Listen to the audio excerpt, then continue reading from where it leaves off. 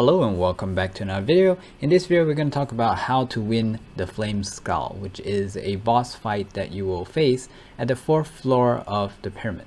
The main problem with this boss fight is not only are there 4 of them, but also they kill you very quickly. However, they are like the glass cannon of the bosses. Just a quick intro to the bosses. It is a medium-sized earth type demon, and it seems to be not immune to any crowd controls. The abilities it could use includes a teleport, a kind of ground burning DOT damage, and of course a skill that resembles a meteor strike. Now this boss is hard to analyze because you die really quickly, and if you're new you wouldn't even know what happened, only to come back and die again.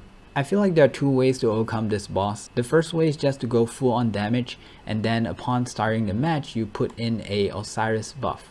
What this buff does is that it makes sure that in the event that your character dies, it comes back to life with some amount of health. On top of that, it's also immune to damage for a certain amount of time. So since the flame skulls are quite squishy, you want to use this time frame to kill as many as you can. In order to kill them fast and make the place safer, it's a good idea to target them one at a time instead of having your character spread out, simply because the bosses uses AoE damage and those damage stacks. So even just by removing 1 or 2 of the bosses, you'll greatly reduce the damage that will be taken by your characters. So the other method of overcoming this boss is really keeping it CC'd. So for example, stun, freeze, sleep, silent, those kind of thing. Now in my opinion, there are 3 cards that are really valuable for this fight. One of which I actually do not have, which is the Whisper card that does a AoE silent. Metaller is not good for this situation simply because it targets 1 single enemy and there are 4. On top of that, it uses too much CP. So the 3 cards is Whisper, Scaraba, which does a stun. If you upgrade to 2 stars, it does a 3.7 second stun and it uses less CP, only 4. And also Stormy Night that freezes the enemy for 3.7 seconds as well. On top of that, it also reduces the enemy's defense. Now if you pay close attention, you can actually see them casting, and when that happens you just throw down the stun. I have other similar CCs as well, like Savage Baby for a 1.5 second stun, a Plankton that does sleep for 2.5 seconds. The problem with sleep is that if you slap them they do wake up, so you want to make sure that if you were to sleep something, it is maybe out of range, let's say they teleport away.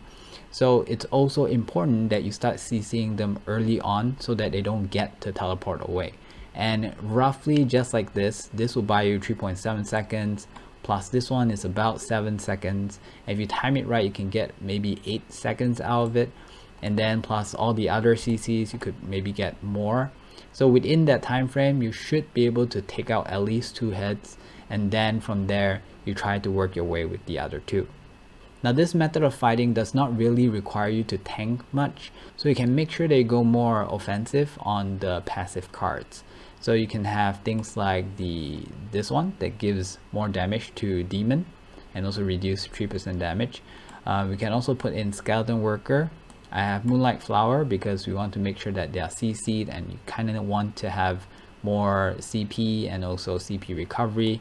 Coco as well for CP recovery. This one just for 1 extra point of CP, and this one I have it here because I'm experimenting.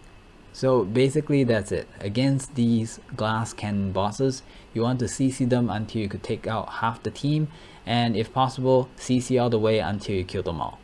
Okay, hope this helped. Bye bye.